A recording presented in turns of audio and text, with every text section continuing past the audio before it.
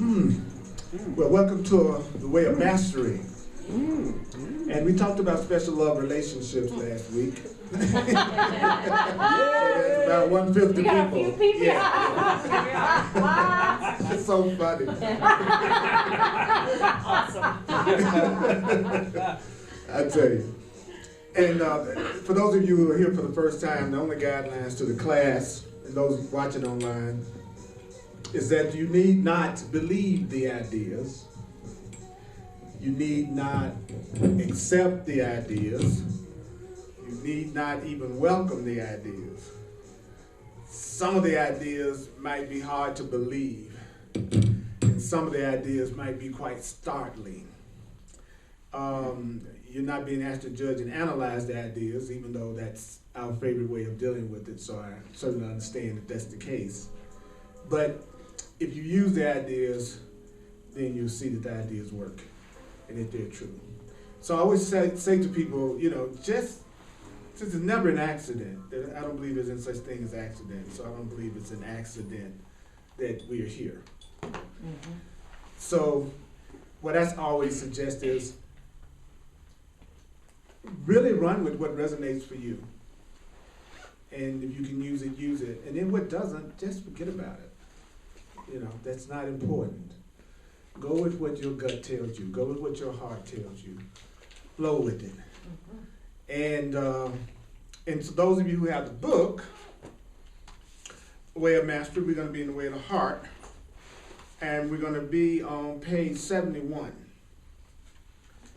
And at the paragraph that says, "Indeed, beloved friends," because this lesson is lesson 6, and lesson 6 is love heals all things.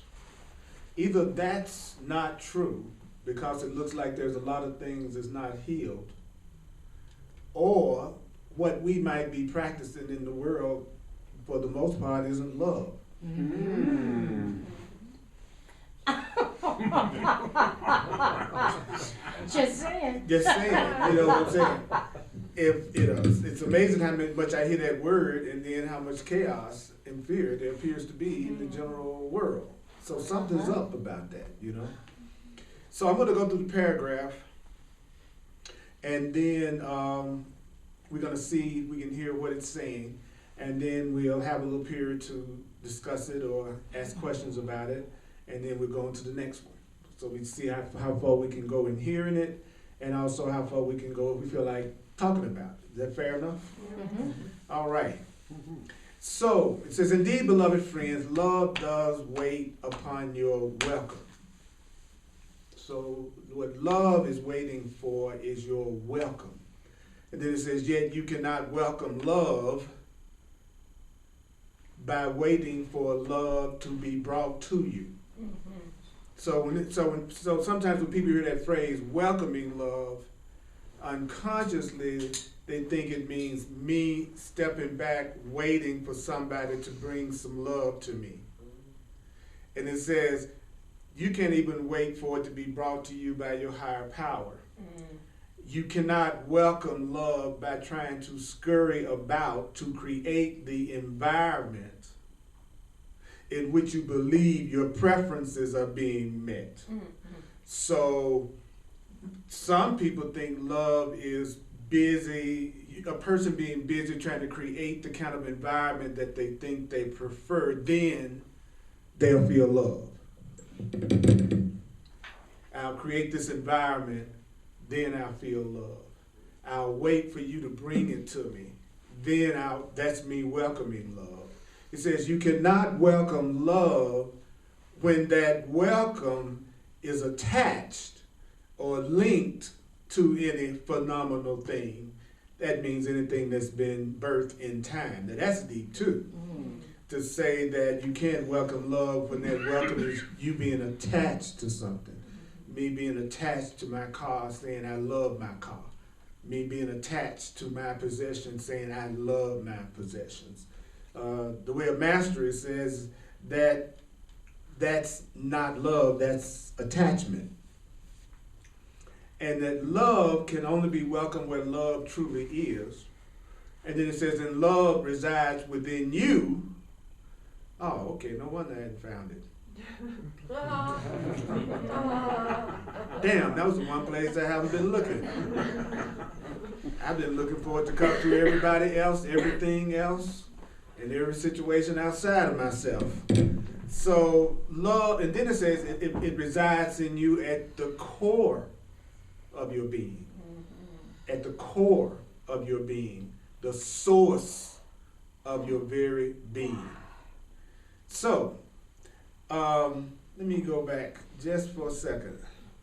Any questions or ahas or comments about anything that anyone has heard? I found it really interesting because I'm on a Facebook group, and today I just read this guy basically says, you know, let me teach you how to make love happen in your life. And so he's got, you know, 10 classes on how to make it, and then you just read this, and it's like, you know, he's going to make good money on this attempt where love cannot be welcomed. Because, and how often do we do that? You know, we actually pay over and over again for the 1, 2, 3 steps. Hey. Thank you for sharing that. Anybody else have any thoughts about that paragraph, especially the end of the stuff that it was saying about how many of you are waiting for it to be brought to you? How many of you are waiting to create some environment that you think that once you get the environment, you're going to feel really, really good? How many of you are really know you're really attached to a lot of stuff that you have, but you're really calling it love? And how many of you are looking outside yourself for the love to come to you instead of really recognizing that it's inside yourself? It's at the very core of who you are. It's the source of who you are. Love is just another name for God. God is love. When I hear this correctly, what it does for me is it makes me feel like I don't have as much to do as I thought I did. Yeah. You know, if I don't have to try to get somebody else to bring it to me, if I don't have to run around trying to create an environment that I think is going to give it to me, I've already saved thousands of dollars by that first 2 sentences, just in bills alone. Yeah. And it says you can't welcome it by being attached. So it's telling me I should let go. And then it's telling me that I can only find it where it is. So every time I hear the truth, it always makes me feel like there's a burden being lifted off me. And it says that's how you can tell when you're hearing it correctly, you feel lighter, not heavier. Anybody else have any thoughts about that first paragraph that we heard? It makes me think about, you know, being in love, not in the conventional sense, but having love being all through me and around me, like the fish in the ocean, and just swimming around in it. That's what I love. That's the way I see the same statement. I'm in love with you means I'm in love with you. Just like two of us swimming in the ocean. You know, we're both swimming in the love. The love is, we're in it. So yeah, anybody else? Any thoughts about the first paragraph? I think I feel some relief that I don't have to keep on striving or running or, you know, running toward or, you know, I like that relief. Yeah, anyway. lighter. And if it's inside me, I don't really have to have anybody to make me feel it. I like that too. Because I can think of so many things, in so many ways I compromise my true self in my life so that somebody would love me. You know, what amazes me though, everything in our society is contrary to that, because we're such a consumer society where you want to love this car, you want to love this, you want to love that, and it seems like we're all, at least I'm geared at thinking out there, oh my God, as soon as I get that hot woman, I'll be in love. Once I get that hot car, I'll be in love, or whatever. And it's interesting because I can really resonate with what's being said, but out there, everything works against that notion. That's why we're here. Yeah. That's exactly right. And that's why we're overflowing capacity. Yeah. Just, there's a few. I always want to ask people, how's that work for you? Yeah. How has that, have you ever had, how has it worked for you? I mean, just because everybody thought the world was flat, that didn't make it true. Right. And the one person who might have thought it was round, he wasn't wrong just because everybody else thought it was flat. And that's the way I feel about the things I believe. I don't care if anybody else believes it, because I believe that they're free to accept or not accept. So I do too. And the truth of something has nothing to do with whether any one of you agree with it or with me, and vice versa. That in itself frees me, because I used to think it mattered. I used to really think that unless somebody agreed with me, then somehow what I was thinking or believing or wanting to do in my heart wasn't true unless I got validation. And there's a certain point on the spiritual path that you have to trust your own inner guidance, whether anybody else does or not. And most people don't know that their perception is going to always be exactly what they believe and accept as true. So whatever you believe, you're going to perceive. And so I'm not going to argue with you about what you see, because it's coming from what you think. So it really is true for you, but it doesn't make it true. You see what I'm saying? So once you accept that you're free, then you give it to everybody else. That's how you can tell you've accepted it. I can tell who really wants to be free among the people that I know. They're the people who free everybody around them. Not just the ones who try to free themselves. I've never met a person who didn't want freedom for themselves.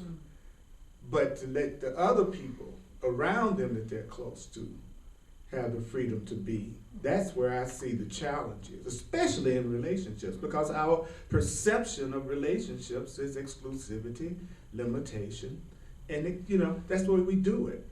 So it says, therefore, if you would know love, the first thing you have to do is know yourself. Embrace the truth about it, and the truth will set you free. Then the love will flow through you when the truth sets you free. So focusing on the truth, which is what we're doing, will allow the love to flow through us. And it says through us, not from us. That's another important point. We are not the source of it. We are the conduits of it. I'm just trying to get out the way, which simply means let go of my fear. So that love can come through me to everything and everyone around me. Because nothing can come through me that doesn't have an effect on me. So it feels good to let freedom and love come through you. Then it doesn't matter whether somebody's giving it back to you, because you already feel good. Does that make sense to everybody? Yeah. So then you become less and less controllable, because there's nothing you're trying to get. No exchange. Because if I'm trying to get something from you, then that gives you the possibility of looking like you can control me in some way so that I can get whatever it is I'm trying to get from you. So if it's already in me, I have no need to get it. If I have no need to get it, then I don't need any bargains, and I'm okay about people coming and going and flowing in and out of my life. Because I don't need to cling to anybody to get anything, because it's already there. The weird part about that, though, is that it looks like, try it for yourself. When you don't need something, that's when it always shows up. It's always easier for me to get a job when I have a job. It's always people who want to go out with me if I already got somebody to go out with. Is that true for you too? When you say you have money, then it looks like people want to give you money. It's like Oprah could go to any restaurant in Denver and they would probably say they would come per meal, which she could buy the restaurant 1,000 times over. She doesn't need it, so everybody give her the food.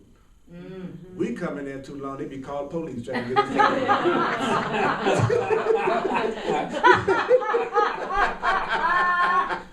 You've been sitting around here too long. They'll do that in Pete's. They will do that in Pete's. On Sunday morning, they will get you out of there. They will come and say, we gotta have tape.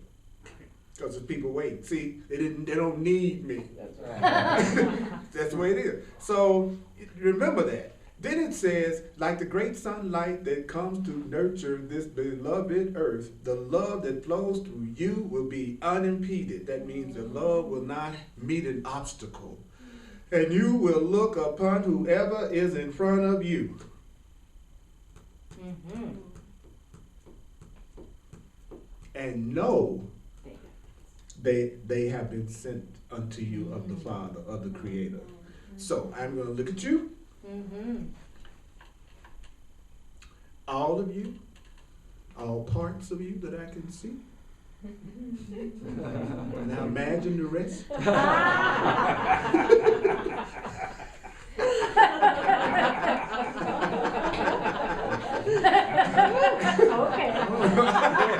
All right, if you insist. And know that you were sent by light.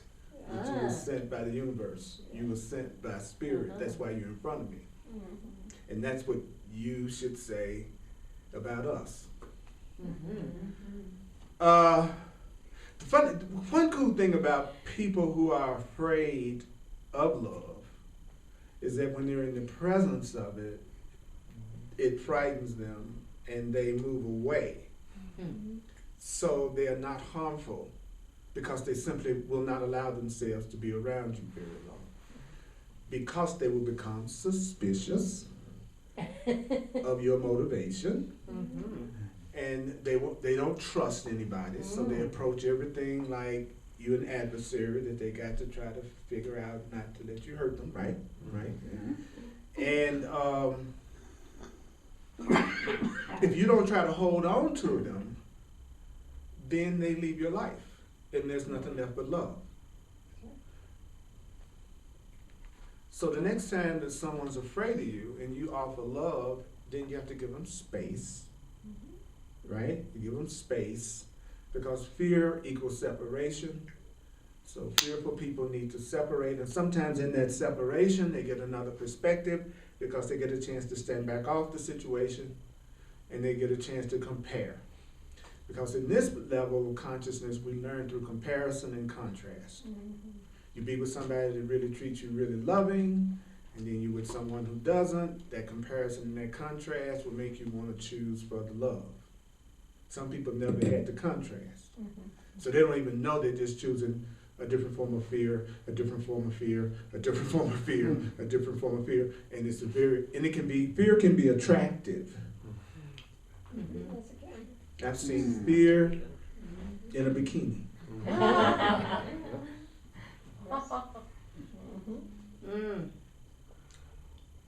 It gave a whole new meaning to the term Jaws.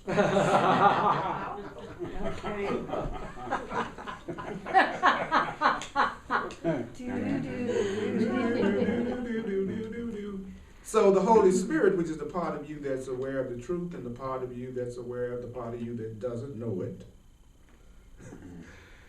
He says, the Holy Spirit has guided the people in this room to you because through you, love can be given in a way that begins to touch the place of their awakening. So love can come through each one of you in a way that wakes me up, if you would allow it. And love can come through me in a way that would wake you up, if we would allow it. See, sometimes we think we come to group meetings to deal with our own individual issues. So we come together in the same physical location to deal with our own personal issues and then call that joining. That's not joining. That's just everybody being in the living room together. But joining would be looking at the people around you, knowing that they were sent by the Creator, realizing that they're being guided to you so that you can experience love through them and they can experience love through you. It's about us. It's not all this. It's really not about the stuff outside that we brought in. It's about us while we're together, having an opportunity to heal each other in love. Which is difficult when sometimes we're scared to even speak to somebody. You know? So love can be given in a way that begins to touch their place of awakening. That is why you are just the servant of love. You just a love servant. Love servant, baby. Yeah. That's what you do. Every time I go to the club, that's what I'm gonna do. Walk up to, hey, I'm just your love servant. I was sent here from the Father, guided to you, so that love can come through me to you. She says, bouncer. Fearful person who run away from me, a person that recognized the truth would, at the very least, engage me in conversation because I would be fascinating. Yeah, yes. You know what I'm saying? Yeah. Because if someone said that to me, I would know I was talking to someone who was saying the truth, whether they were sincere or not. It really didn't make any difference because I was hearing the truth. And since I'm not trying to get nothing from them, they can't take advantage of me. Right. So I don't have to be afraid of them because there's nothing I'm trying to get from them. So I'm not worried about if you're trying to manipulate me in some kind of way because I'm not trying to get anything from you. So who cares? You know, if I give money to a guy standing on the corner, I don't sit there and think, well, is he going to use the money to go get something to drink? That's up to his. That's him and his God. How he's working that out. I'm here to give where I feel led by Spirit to give, and some of them just grab me. It's funny how some of them I cannot not share. Yeah. And then other ones, I just drive right by and listen to something funky on the radio. Okay? But you know what I mean? And you know what's so cool about the Creator is that just because you don't do something for somebody doesn't mean it's not going to be done to them. That's right. So it's okay. If you don't want to give to me, somebody will. If you don't want to love me, somebody will. That's right. And that relaxing keeps everybody on their toes. Keeps everybody on their toes. You know? Then somebody know a lot of people would love you, and a lot of people would love to be with you, and a lot of people would love to appreciate. They stay on their toes. If they think they're the only one, and you completely dependent on them for every little thing, or every hour, then that's where the fear comes in. So, any questions, any comments about that paragraph, which was awesome too, because it really talked about why we're together. Well, first of all, I was thinking about the word love in a much more expansive way than, and you're obviously talking about it in that expansive way, but it's not about special relationships necessarily. It's not about, things, but it is, as Suzanne mentioned, the fish surrounded by, the sea. But I think that it's also important to point out, as you did, to reinforce, it's also about the absence of fear. Because if we remember the Course in Miracles, there are only two things in the universe: love and fear. If we can achieve that love state, there is no fear associated with it. Absolutely. It's that simple. And it might be that we are comfortable with fear because that's what we've been taught since we were small children. It's funny. That's why the past has served its purpose, because it brought us to where we are now, and so therefore it can no longer serve. Now we got to make a choice. Either we live the truth that we say we're learning now, or we just do what we've done before and come back around to make the choice again between love and fear. You see what I'm saying? It's like we're being told another way to look at a gathering. For instance, it just told us that look at the people around you, know that they were sent by the Creator, then also realize that we were guided to each other, but why were we guided to each other? So that love can be given in a way that wakes us up. Well, that's what's happening. We're together and we're studying so that to awake to who we truly are as unlimited spiritual beings. And so we're doing it even as we're talking about it. We are right now experiencing love being given in a way that touches the place of our awakening. I mean, that's not abstract. That's what's going on. And right now we're being the servant of love that's given in a way that begins to touch the place of our awakening. That's different that's a whole different purpose than if I'm here because I'm worried to death about whether or not I'm gonna be able to pay my credit card bill. Or I just had a fight with my partner. So I'm here so I can see if I can see how I wanna deal with that. Then if you're doing that, then you're not present. You're not present. If you're thinking about the past or the future, then you're not present with us. You're not even here. Love would solve all of that. If we were to be here, be present, recognize we were sent by Spirit to flow with each other in a way that helps us wake up. If you were to wake up, you wouldn't have a credit card problem, a relationship problem, a money problem, a health problem. None of that would even exist if you knew your true divine nature. Yeah, but who is perfect? We are, but we don't know it. Perfect And I agree means, with that. yeah, perfect means whole and complete. It's just perfect. You know, Perfect just means there are no missing parts to who you really are. right. And then, and don't get me wrong, you can always see it differently from what I'm saying. Okay, I shouldn't be in front of this room if I expect or demand that everybody in this room agree with me. I would venture to say it's freaking impossible for everybody in this room to agree with everything I say just the way I say it. So that's not even, like when I'm talking to somebody now and they got a different point of view from mine, that's exactly what I see it as. A different point of view. I don't spend my time trying to make them wrong. It's just like a many-faceted diamond. You can look at it from the same diamond from 100 different. You're doing it right now. Everybody's looking at me from a different angle. So does her angle have to be wrong for her angle of looking at me to be right? No, those are just 2 points of view. But her point of view is going to determine what she experiences with me, and her point of view is going to determine how she experiences me. So they could both have 2 different experiences of me depending on their point of view about me, and that's the way it is about every friggin' thing. So in the end, it's my point of view that's going to determine how much peace I have. So if it's ever a choice between your point of view and my point of view, go with yours. Because you've got to learn how to trust yourself.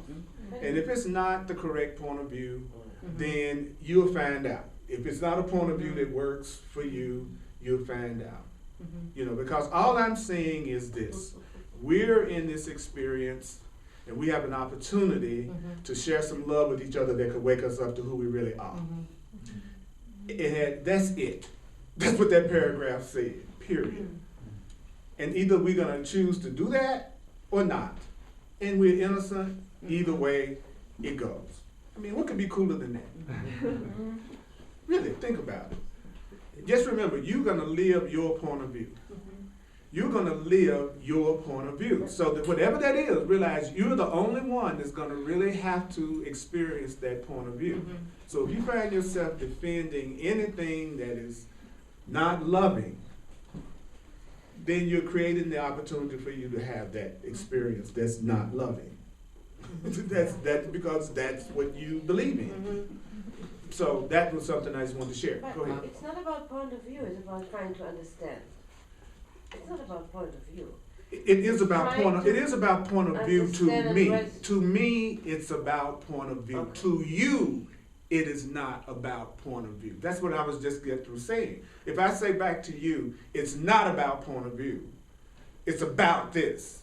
Then that is me taking my point of view as the point of view. Then all of a sudden your point of view becomes the only point of view. And all I'm saying is there's always another way to see anything. But that does not negate the other person's point of view because you don't agree with it. You know, so if you were to say that as an example, then I go, right, it's not point of view. That's not the way I see it. And that's okay. And then you see it differently. That's okay. Because if we can't get to that point, there's never any real true communication. That's what keeps communication from happening in relationships. is that people want to be right more than they want to be happy. Okay, so then it becomes, I want to be right about what I'm saying more than I want to have peace with you in this moment.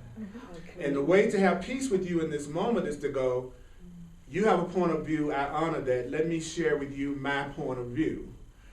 Or the fact that I think there's not a point of view. And then I say, okay, do that. I'm open to hearing that. But I'm not going to say back to you, that's my point of view or your point of view is wrong or not valid just because I don't share it. That's all I'm saying, is that we have to begin to not waver from what we believe is authentically correct for ourselves if someone else seems to see it differently or disagree with it, if that's what we really feel in our heart. So I just want to use what you just said as an opportunity to teach, because that's what this is, a teaching, learning situation. Yeah. The process of waking up what you're talking about, and that being sometimes there's so many things coming to me now, and it's so neat to be here because other things I've been reading and things I've known and about myself come to that. But sometimes the waking up and staying awake is awful hard for this one. And I find myself talking to people, you don't have to be wrong for them to be right, and you don't have to be right for them to be wrong. It's just different viewpoints, and it's refreshing to hear that, because it's affirming that perhaps maybe I have found the right path, and maybe it is, I'm not just crazy sitting here by myself thinking that God is nothing but love, and love is all we're about. That gives us an opportunity to join. So that's what I'm saying. Yeah. If neither one of us are having to be right, Right. and I can accept that you have a point of view and I have a point of view, then I could hear your point of view, Right. which might actually be something that's helpful to me that I might even go, you know what? I think I want to join your point of view. But if you approach me as if my point of view is wrong at the very beginning, then there's nowhere to go with that, because we go into a defensive posture, and then we won't hear each other. Now, I want you to finish sharing what you want to share. Yeah, please, because this is not about point of view at all. Okay. No, it's Okay. not. It's not. Okay. I was trying to understand how to apply it to real life, okay? Because we are dealing also with life, everyday life, and different That's what people. this is about, though, darling. That's all I've been teaching Right. for months. So, okay, so I'm thinking loud. It's not about, I'm not telling you what you say is wrong, because I think it is right. It's just how do you apply it in everyday life? That's Okay, when you go when you everybody think about that you meet, when you walk out of that door, you would tell yourself that they were sent to you by Spirit, that they were guided to you, so that you and them both could experience some kind of awakening together. It would not be any different and I'm glad you're saying this, because I see this all the time as a teacher and facilitator. We separate out there from in here. And then we say, we can talk like this in here, but what about when we get out there? Well, actually, that's why we learn this in here, so we can start applying it out there. And what you will find if you do that consistently is that you will start to see a different world. You will start to experience out there totally different from the way you ever experienced it before. But it doesn't happen until you apply it. And so what happens a lot is that we prejudge what's going to happen based on our past experiences, but our past experiences were based on our old learning, not based on this learning. Oh, yeah. Right? So until I use this learning when I go out there, I won't get the result that is promising. But if I walk out the door and say, this is the world, so as a matter of fact, the Course in Miracles and the Way of Mastery teaches just the opposite. No, that's the unreal world. That's true too. That's not the real That's very world true. when you go out there. That's the unreal world. The unreal world is based on fear. The unreal world is based on attack, separation, depression, worry, insecurity, survival, competition. Nothing that's based on that lasts. Oh, So yeah. therefore, it's not real. What's real is what lasts, and love is the only thing that really lasts. But we're being taught that the love that we have learned isn't love, and that's why it doesn't seem to work. Because just like it said here, how many people do you know? Just think about the people that you know. How many people that you know are waiting for somebody to bring love to them? How many people do you know that believe that love is creating an environment that they prefer, and then once they have their preferred environment, then they have love? How many people that you know are attached to their things, but they say it's love? That's what the truth is teaching us. You're using the word love, but what you are applying it to isn't love. What you're applying it to is a form of fear. That all of that's fear. Why would I wait unless I was afraid? It's true. Why would I need to create some kind of a physical environment unless I was looking outside of myself before I could be? When I was a kid, I grew up poor, quote unquote, but I didn't know it. There was so much love in my life and so much fun with my friends, and they were all just as poor as I was, so I didn't even know it. You know, you've seen it yourself, documentaries of people in third world countries, and they'll have bigger smiles on their face than any American you ever meet. And we got every kind of food thing you could imagine. And you'll see Americans walking around. And then you look at a documentary of somebody in friggin' Africa, and they don't have nothing. They be, you know what I'm saying? And so when you see that, it's obvious that it's an internal matter. That it's got to be an internal matter, because we could be surrounded by luxury and be the biggest sour pussies you ever want to see. Pussies. That's going to be the name of the class. Pussies.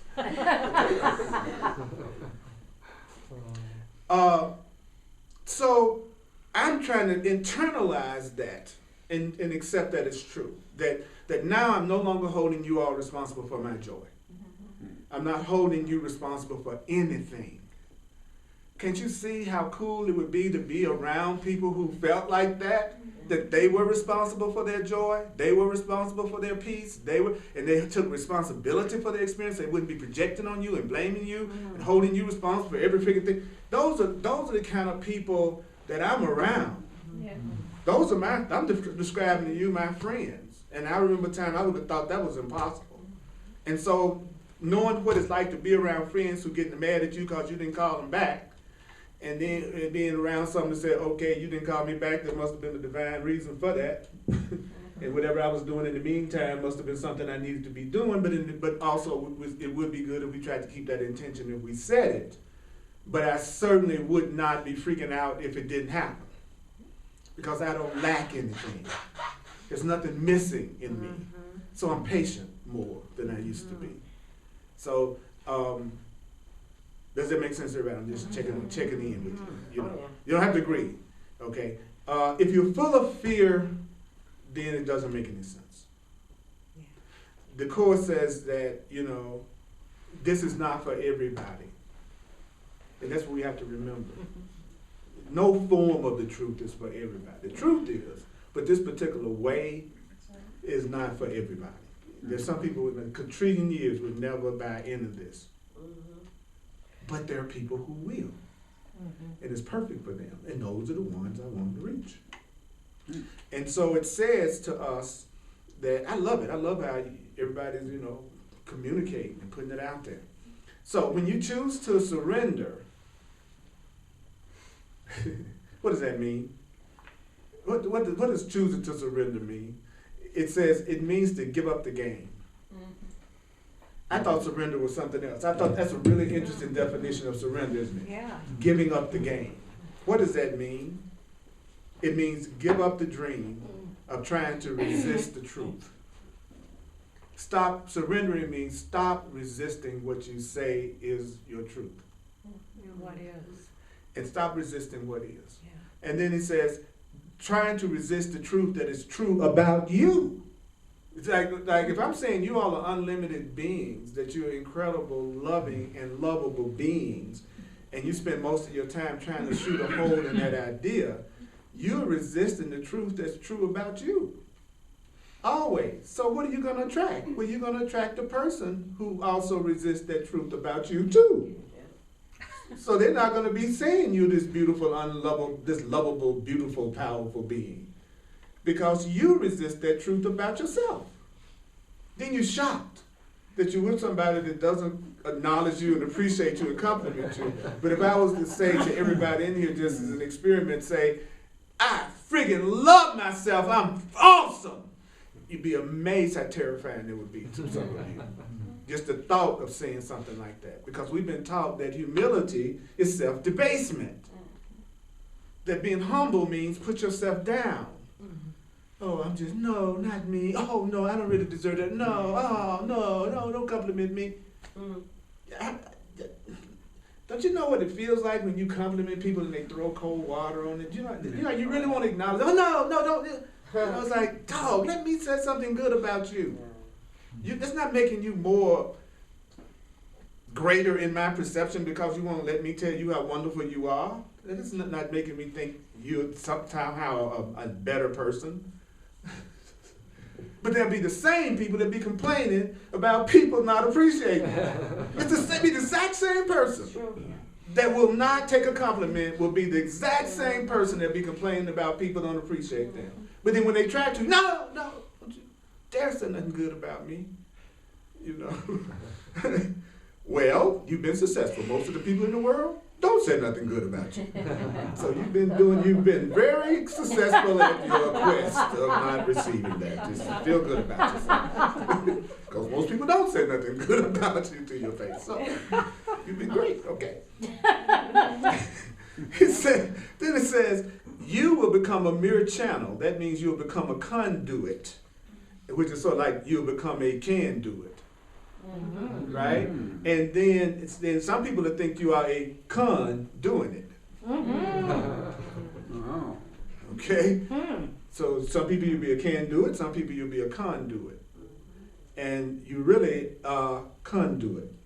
Right? So you will become no more a seeker. That's the other thing. I'm not seeking anymore. I don't need another 10,000 books recommended to me and another 10,000 workshops. That's okay. I've done enough of them in that sense, unless my heart leads me to it, right? And then it says, why? Because you found. You don't have to keep seeking when you found. I found the way of mastery. I found the Course of Miracles. I found the Course of Love. And now, since I've found them, I'm not seeking anymore. I'm trying to live what I have found to be my path. Now I'm trying to live it and remember it. I'm not seeking anymore. You know, you hunting for your shoes in the house. When you find them jokers, you don't keep on walking around the house looking for your shoes. I do. Well, forget that I have on my. Well, we won't even talk about what that implies. You got them in your hand, and you still. But I've done it a million times. Look for my glasses and got them on my head. You know what I'm saying? So we could be looking for what we already have. Right. It could be right in front of us. I was on my phone the other day and I was looking for my phone. You were calling somebody with your phone to find out where your phone was. Where's my phone? And that's just like us going, where's the love? That's right. Where's my abundance? Right here. Where's the person that can love me? They'd be right in front of your face. It would be funny back, I can remember times in my life of going out with somebody and they would be describing what they wanted and I would be sitting right in front of them with every quality that they were just describing and they didn't even notice it. Exactly. And their attention was on who wasn't giving them that. And they were talking to me about it and how hard they were going to work to try to get that person to give it to them. And I just sit there. Okay. That was my protection. See, That's your protection, is that you're invisible. Except to the people who need to see you. Oh, cool. Yeah, because think about it. If you're I trying get to, if you're trying to take a peaceful approach to life, if you're trying to live a nonviolent life, if you're trying to live a life that you're not attacking or being attacked, you can be so loving you won't even be noticed by people who are fearful. They don't even see you. They just see other fearful people. Because the Course in Miracles taught that it said something very interesting. It said, have you ever met somebody that seemed to be really nice and got clobbered? You know, nice people that always look like something bad happened to them. Like you. You're just as nice as you can be, you know, but something always going wrong. All right? The Course in Miracles says that's because we have attacked thoughts. Now, but then it defined it this way, which is really interesting. It said, most people would say they don't have the thought of attacking anyone. That you all don't walk around going, I want to attack someone. But the Course teaches that an attack thought is also the thought of being attacked. That is also an attack thought. So most people will say, I wouldn't think of attacking you, but I certainly have thoughts that someone could attack me. Yeah. Okay, the Course says that's an attack thought. And so you draw it to you. Yeah. While looking like you're the nicest person in the world, unless you change your perception of attack. Now, what would be a new perception of attack? A new perception of attack would be, I am really feeling a deep, like I'm angry. I'm really feeling a deep call for peace with you. Check that out. I'm feeling a deep call for peace with you. I'm feeling a deep call for peace with you. See, that same energy, but put it behind the idea of peace. And most people don't know a really strong, sincere, intense request for peace can dispel an attack. Cool. But we'll judge it before we try it sincerely. And we'll go, that couldn't happen. And then it won't for you. And then you get a chance to say, you're right. That's the trip about this universe. It's a three-dimensional mirror of your own consciousness on every level. You know, and that means I got work to do. It's true. I got some work to do on my mind. If this world is a reflection of my mind, I need God. So that makes that true. So then it goes on to say, you will become no more a seeker, for you would have decided to have found when you have surrendered the last vestige of an insane possibility of contracting away from the truth. In other words, when you have given the idea up that you can really get away from the truth, love will flow through you. When you know you can't get away from the truth, you can't. It's not like you can say, I'm, being on the earth, I'm going to get away from gravity while I'm still on earth. Now, if I go on 16th Street Mall, I want to deal with no gravity. Right. The same thing he says with the truth. That you can't ultimately you can't get away from what is. Right? So he says, but notice that if it flows through you, it must first flow to you. So if wealth is going to flow through me to you, it's got to flow to me to flow to you. So I'm the first point of whatever I give, and whatever I'm open up to, I'm the first one that receives it. If I decide to feel good about you guys, I feel good about you first. If I decide to feel bad about you, you don't even feel it. I do. Isn't that deep? But it's obviously true. Obviously true. So, therefore, seek always to receive in order to give. So if you said, I am asking, what would it take for me to receive abundance in order for me to give it? What would it take for me to receive love in order for me to give it? What would it take for me to receive happiness and fun in order for me to give happiness and fun? That's the way a conscious being would put it. I want to receive it. Why? So I can give it. I want to receive it. Why? So I can give it, because I can't give it unless I have it. So giving is proof of having it. That's how you have something. You give it. You know, there's a saying, a lot of sayings, or I've heard, where people say to give so that you can get, but I refute that from my point of view because yes, I have to have. If I have, then I'm going to just give. Mm-hmm. It's because I have. It's not because I give that I get. It's because I have that I give. And that's the key with what I'm saying. If that resonates with you, then that's your inner self telling you how to approach it. It's like, let's say that you were giving food to me so you could get, and I'm hungry. I don't care whether you're giving to get. Right. You know what I'm saying? I don't care about your motivation for giving if you're giving and it's something I need to receive.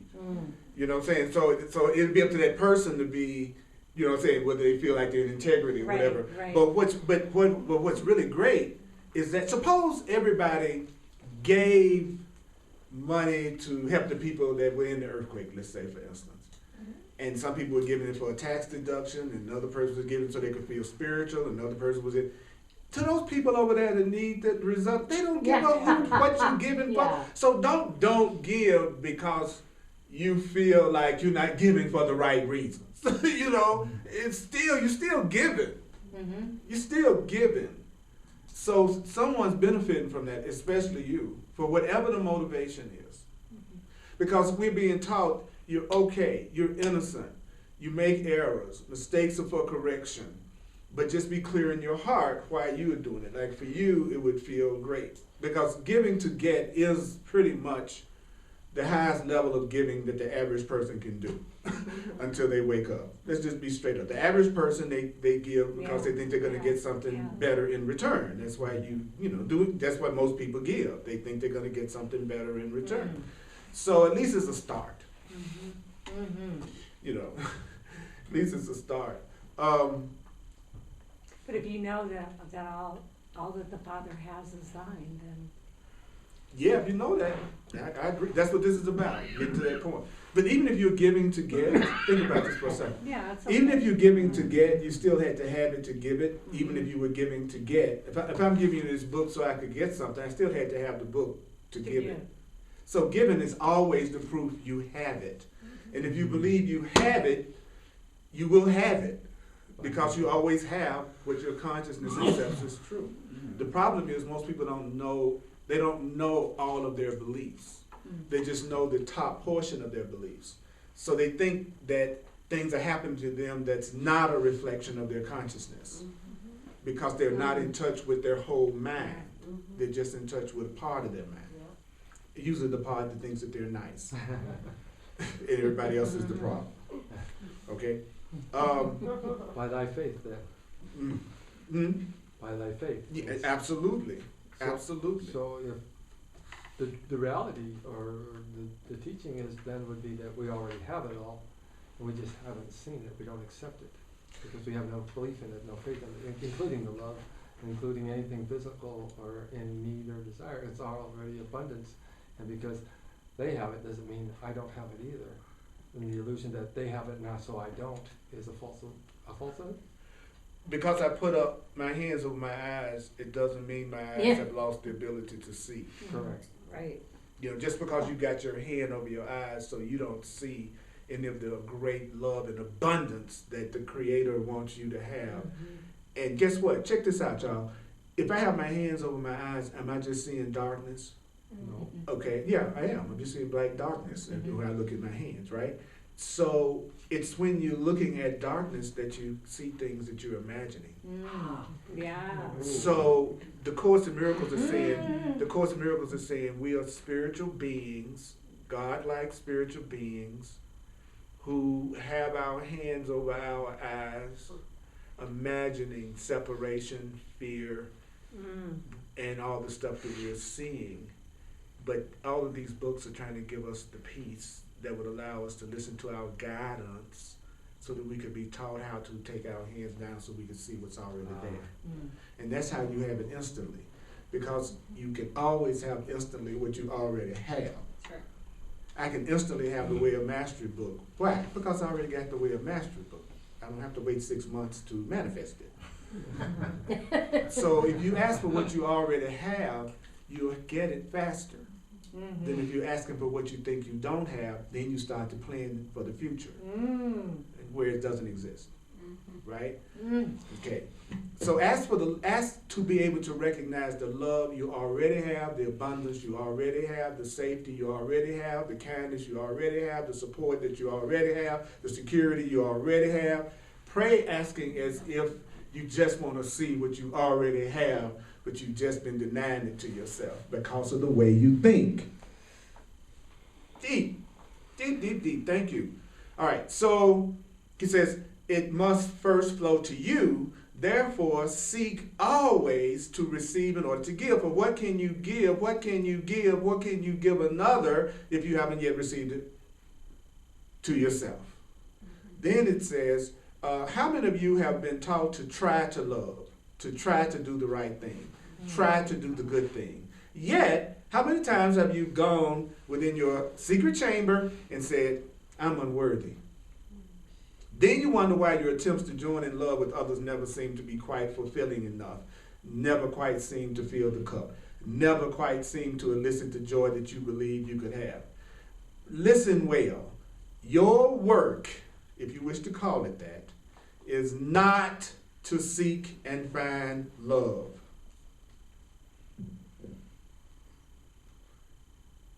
Stop trying to seek and find love. It's merely to turn within to discover every obstacle that you have created to love's presence. Don't seek love anymore. Seek what in the hell is going on inside of me that's keeping me from being aware of it. Whoa. How do you do that? To offer that obstacle to the great dissolver of your dreams, the grace of the Holy Spirit. So we're being told, stop seeking love, try to discover everything within yourself that's blocking it, but it also says one more thing we're supposed to do. Give it to our higher power to dissolve it. It didn't say you were supposed to dissolve it. It didn't say you were supposed to dissolve the obstacle. You know, I had operation last year to remove some kidney stones.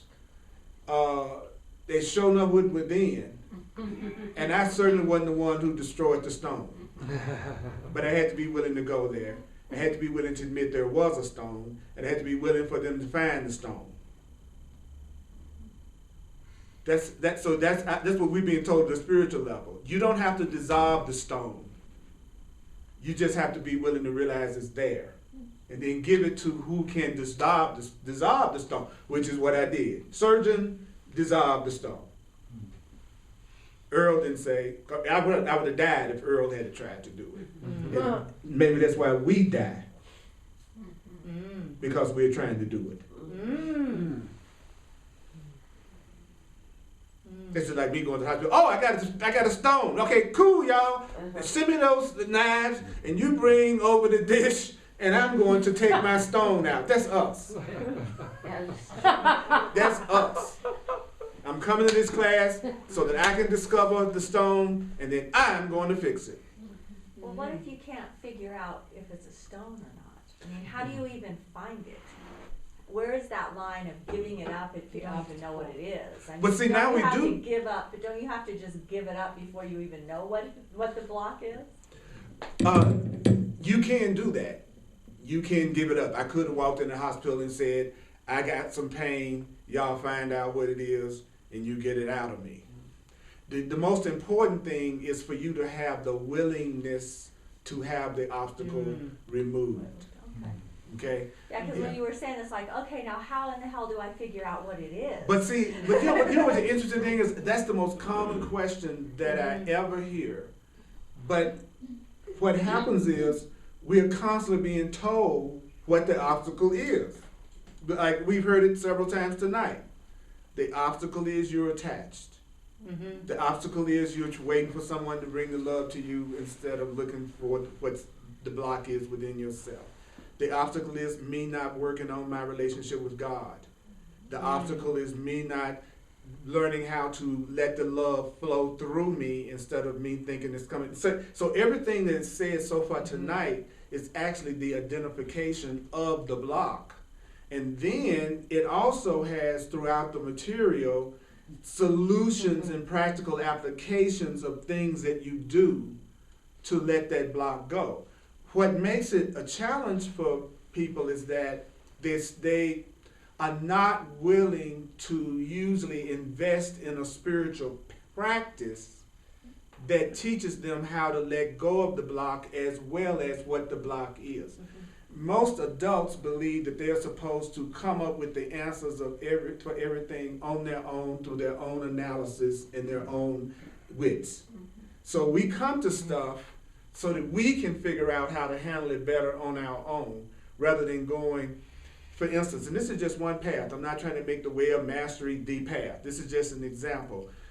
All through this book, there are practical exercises of things that I'm being told to do to let go of the block. Unless I studied the way of mastery, I would never know that. And I also wouldn't know what the blocks are. So my spiritual practice saves me a hell of a lot of time. But in the West especially, we are so taught to be autonomous and in our reasoning, logical mind that we almost feel like it's an insult to follow wisdom that doesn't seem like it came directly from us. So therefore we make everything slower and tougher than it should be. Because if you would think about it, if you could already solve it on your own, you would have already done that. Not only would you have already done that, you'd be happy. So that same mind that's got you not feeling joyful as you should be, that shouldn't be the same mind that you're going to get you out of it. But that's what we do. We do it all the time. Yeah. You know, the most unfriendly person will be the one that'll be trying to figure out how to be friendly. They need to learn how to be friendly. They need to go to a friendly class. They need to go somewhere that somebody is friendly can tell them what the characteristics of friendliness is. Yeah, it's nothing wrong with allowing yourself to partake of wisdom that seems like it's greater than yours. Mm-hmm. It's relaxing. Mm-hmm. Really, it is. So that's why I always encourage people, get a spiritual path. It doesn't have to be this. It doesn't have to be the Course in Miracles. But if you're not happy and you know you want more peace in your life, resign as your own friggin' teacher. Mm-hmm. And say, I want to tap into a wisdom greater than what I think mine is right now. And let me tell you, it's hard to say this as a man. Because men are so programmed, they're so alpha, you know what I'm saying, that we got to be in charge and we got to be the leader and I've got to come up with how to do it and it's my way is the right way. It's hard as hell for a man to surrender. But when they do, watch out. Because that's the war movie where the guy lays down his lives for all his buddies. Men will do that kind of stuff because the masculine has a subconscious death wish anyway. That's why we love everything that kills us easily. Think about it. Rock climbing, skiing, jumping out of plane, you know, think about the stuff, man, the football, you know, you got 7 foot tall guys weighing 300 pounds and all of them got one goal in mind, to knock your block off. Only men would get turned on by that. We do. We love to do the stuff that can kill us, you know. So when a man really surrenders, he really will give his life for his cause. All right. The masculine in the man or the woman, that is the director, the directive force, the force of purpose, the force of mission, the force of penetration out in our experience. So we're supposed to have a feminine relationship to our higher power and a masculine relationship to our world. Penetrate your world after you receive. You be penetrated by the truth, then you penetrate your world. Just like David David teaches in one of his books, Way of Superior Man. A man relates to his woman, quote unquote, the way he relates to his world. They're the same. What book is that? The masculine relates to the feminine the way they relate to their world. You know, you want to project yourself into your world. You want to extend yourself into your world. It's no accident that the man has the penis and the woman has the vagina on the male-female body. That's a message in that. The masculine penetrates, the feminine receives. The masculine wants to go in and out. That's why men, when it gets really, you want to get out. The feminine opens and closes. Yeah. When a woman is feeling cool about you, she's open to you. When she's not, she's closed. But she'll stay there. To the point that sometimes, why the hell am I still here? When you didn't go, you closed. He went. He's the master. He got the hell out, So, and that doesn't necessarily based on gender. That's why I said masculine and feminine, because you can have a masculine body and have a feminine essence, and you can have a feminine body and have a totally masculine essence. But y'all are gonna have some good juju between each other if one of y'all one polarity and the other one is the other polarity. And that's what's getting so, in our society, the way it's done now, that line is so blurred that there's not the kind of passion between the masculine and the feminine the way it's been before. So anyway, that's a whole nother story. It's another That's a whole nother thing. That's a whole nother thing. That's a whole nother thing.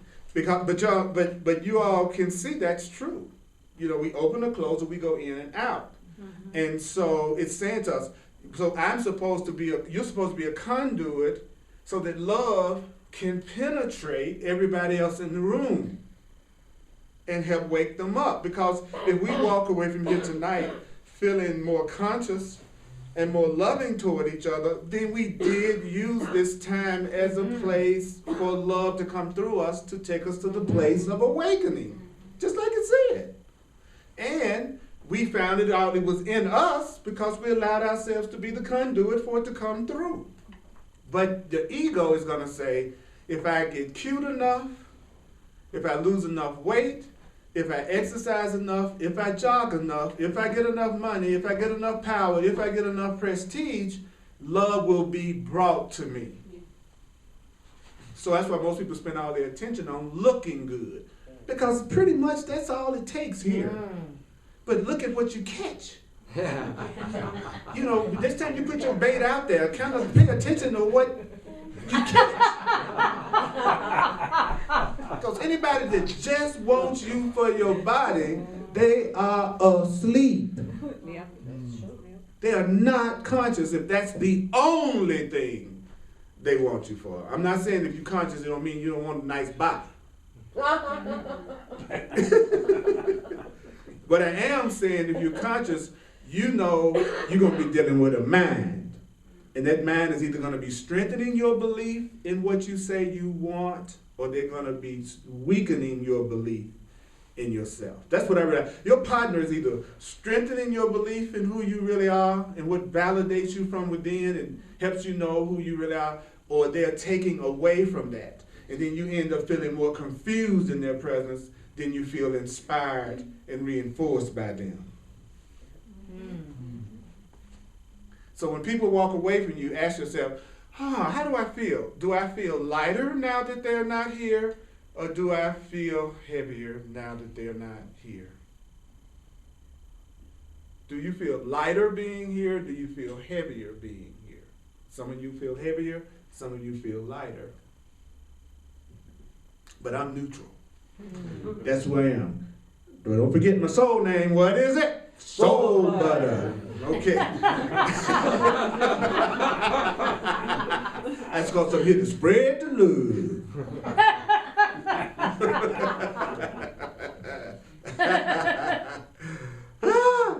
Let's see.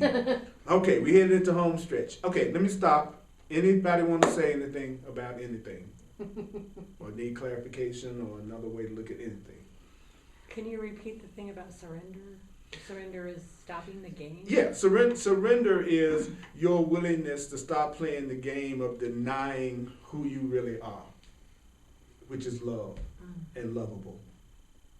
That's the game. Because the world's going to witness back to you what you think about yourself. Mm-hmm. So if I convince myself I'm not lovable, my reality will reflect back to me I'm not lovable. And I'll feel even more like it. And that's the game. Yeah. That's the game. The Course in Miracles says the game, it could be said in one sentence. You're the reason I'm going through whatever I'm going through. Somebody else is causing the way that I feel. That's what he said. That's the one belief of the world. everybody's a victim. That's the world. Everybody's doing it to me. Growing up in a young black body, that's all I friggin' heard, was how big of a victim I was to every friggin' thing. Even now, it's the black male. He comes up with the colon cancer more than anybody else. The black man, that, you know, it's a trip. You know, the good guys wear white. The black guys are always the evil ones. You know, it's like, think about growing up with that psychology as a child. That everything about you was the negative, and then everything about everybody else was the positive. And then you have an image of yourself that something's wrong with you, and then it looks like the world is treating you less than equal to everybody else, which validates the idea that something is wrong with you. Then you project it out on them and never know that the way you see yourself is really generated from within. So I chose to be in a black body to learn the lessons of love through the black body path. That's all. And it's the same message you're getting through whatever you're doing. Only love is real. Everything else is a call for love. Period. We are one, misperceiving, not seeing what's going on, thinking that we're separate, believing in attack, and therefore experiencing it.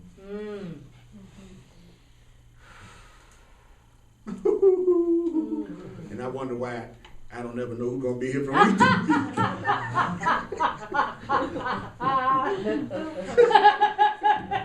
week. Just tell me how to make $1 million, boy. Okay, that's what I want to know. I can get my raise. How can I get a good evaluation on my job? That's what I want to know. Where's my soul, babe? What am I gonna get out of this? It's right. What am I going to get? I got hemorrhoids. Tell me how to get rid of them. I don't want to hear about no, see these people here as a flow of God's love. I want a better orgasm.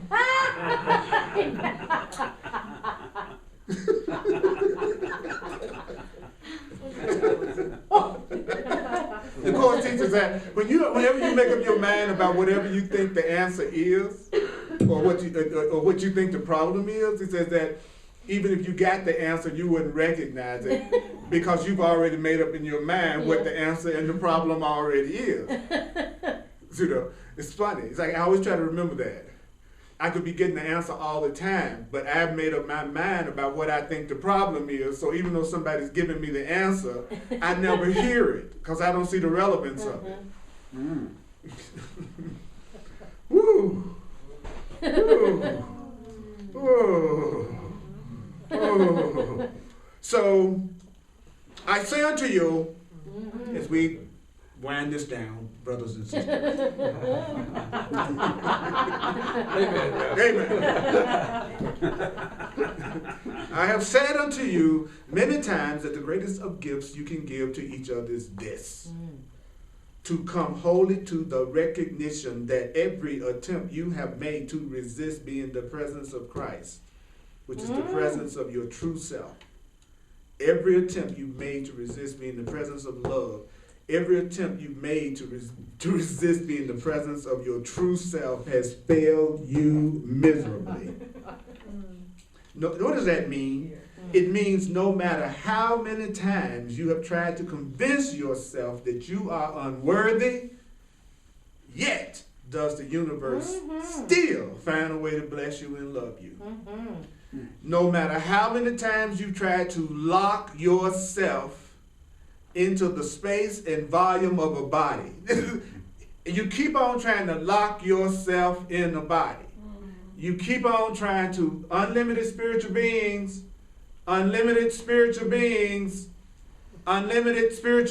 consciousness, mind, source. You keep trying to lock yourself in them damn bodies. It hasn't succeeded. You're still unlimited. You're still love. You're still incredible. You're still expansive. You're still greater than this little flesh and blood and bone that you think you are, that you sometimes hope somebody wants. Because it's the prize. If you act right, you might get my body. I don't know what to do with it, but you'll get it. You might not have a good time, because I don't know what the hell to do with it. It'll be available. If you just don't mess up. Then it'll be somebody else getting it.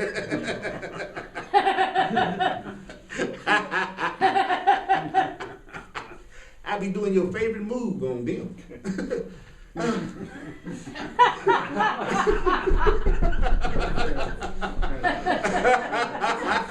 You know I'm telling the truth.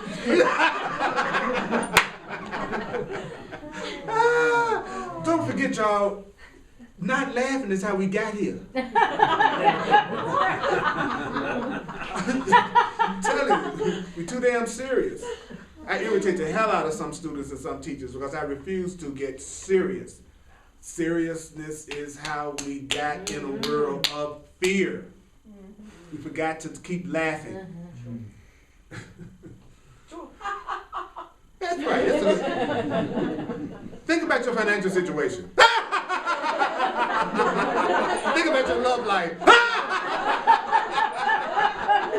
Your job. Your relationship to your family.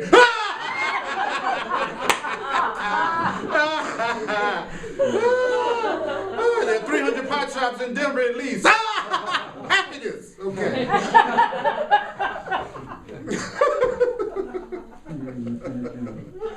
That's funny. You can say you drink 10 tons of whiskey and a ton of beer. You mention marijuana, everybody. It's so funny, the judgment that we have on things that we do. It's so funny to watch it. Yeah. Even when it's legalized, people still scared to smoke. Still funny. Y'all are free. You're free. You are free. You are free. You are free.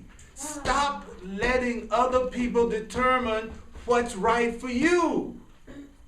You don't need anybody else to say it's okay. Earl. Because I know who these classes for. Earl. They're for soul butter.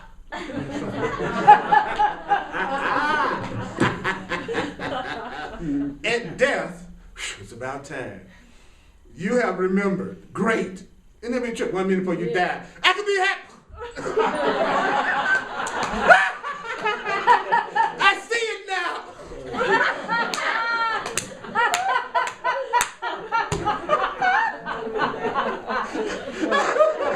That'd be a trip, wouldn't it? Right there, you say at death you have remembered. And have. You mean I didn't do that and I did do that and I held myself back and I didn't let myself have that for nothing? What?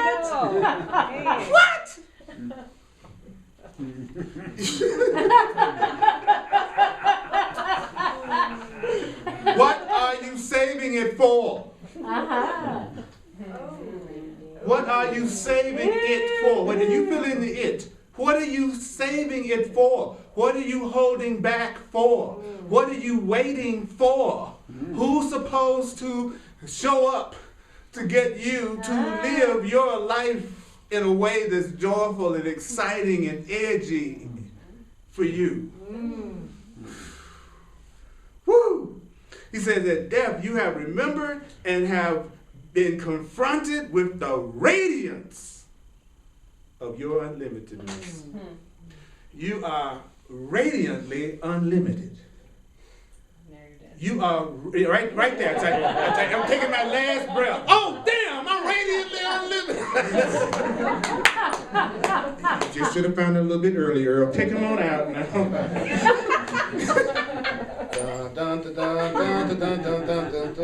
Yeah, they're playing taps, and you should have been tapping. Okay. Therefore, the greatest of gifts. I'm sorry, this stuff is funny to me. Except when I'm going through something, I'm mad as hell at everybody. Okay. Yeah.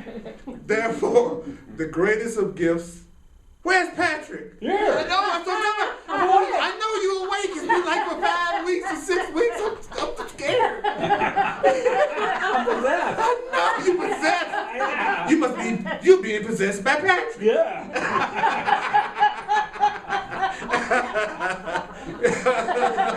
He's waking up. That's right. He's being possessed by himself. Ooh. I'm telling you. I'm telling you. Remember, you always get lucky with yourself. You're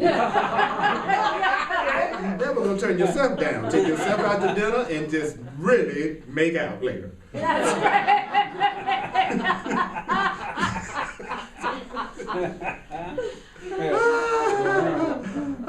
Therefore, the greatest of gifts you can give another is to be one who has rescinded the need to insist on the insanity of fear. I'm going to rescind my need to insist on keeping the insanity of staying afraid all the time about everything. So, could we acknowledge ourselves for even letting ourselves hear this much tonight?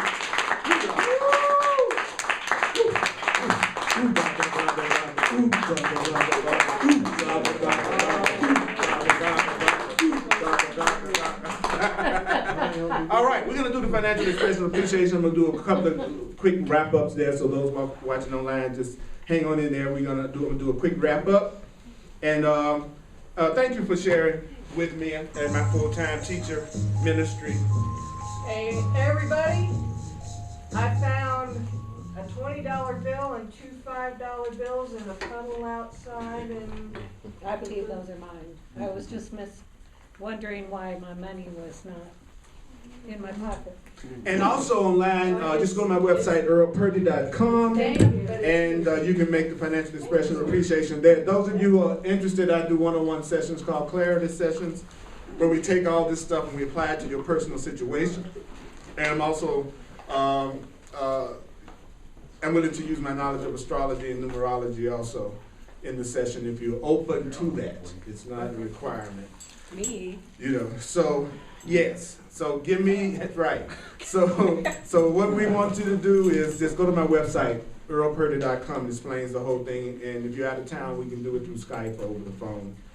And if we're in town, Denver, then I got an office right here. Or you can still do it over the phone or Skype. So in other words, whatever that thing is that you've been using to keep you blocked, help is available to get you past that so that they won't be playing taps instead of you tapping, you know, in your life right now. And Sunday is a Course in Miracles from 1 to 2. And so I'm going to finish this, and then CJ is going to make a quick announcement too. Okay, so before we finish, does anyone have any last words?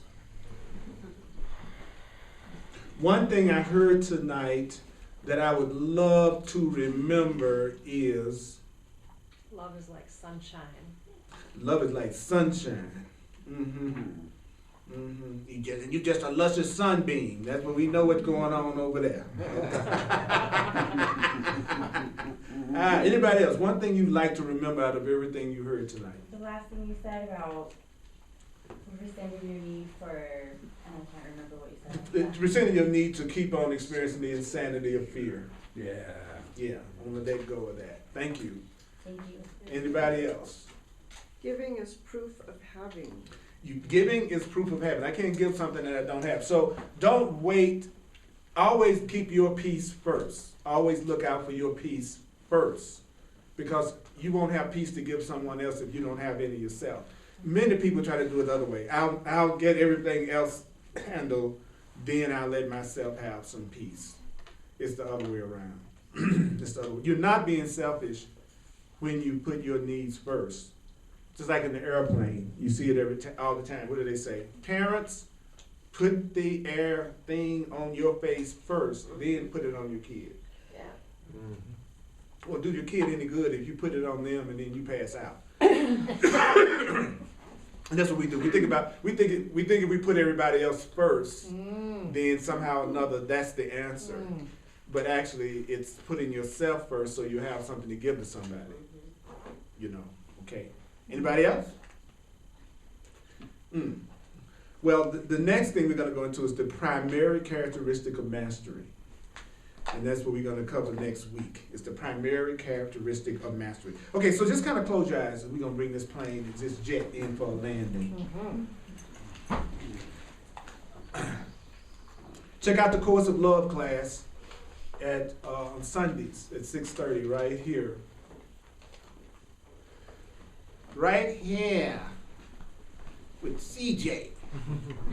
A very hot class. That's right. All right. How could it be any other way? To surrender and into love. That's right. That's right. That's right. So I want to thank you all tonight. I want to thank you for being sent. I want to thank you for allowing yourself to be beings that love to come through to help me wake up more. I feel more awake than I did when I started. Like I'm more conscious of some things that are helpful for me.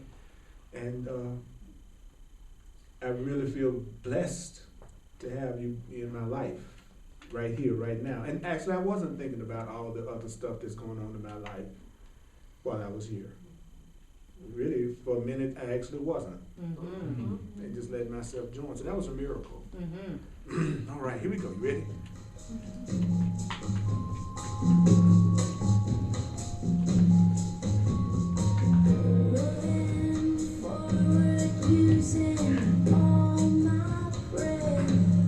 Listen well right now.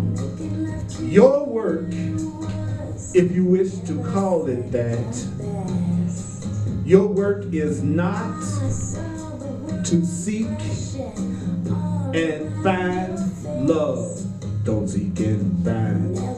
Don't try to seek and find love anymore. You want to turn within to discover every obstacle that you have created to love's presence. I say, you want to turn within to discover, every obstacle that you have created to the presence of love. Then you're going to offer up the block, offer up the block, offer up the obstacle, offer up the block, offer up the obstacle, offer your blocks up to the great dissolver of dreams. So right now, within yourself, give it up. Say, I offer this obstacle to the great dissolver. Through the grace of the Holy Spirit, through the grace of the Holy Spirit, I offer all obstacles to the great dissolver. Turn within. Get a spiritual practice. Get a spiritual practice. If this material, the way of mastery, if it resonated with you tonight, then purchase it, study it, do it. Resign right now as your own teacher in favor of an inner teacher, a greater teacher that's a part of you. It doesn't have to be this. You don't have to do anything that I am saying. I want to honor your God within you, the part of God that's in you. Remind yourself that you have found. You have found.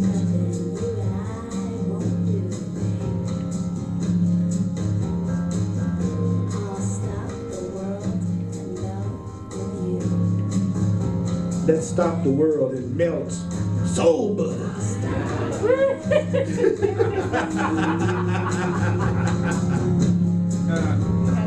I'm soul butter number one.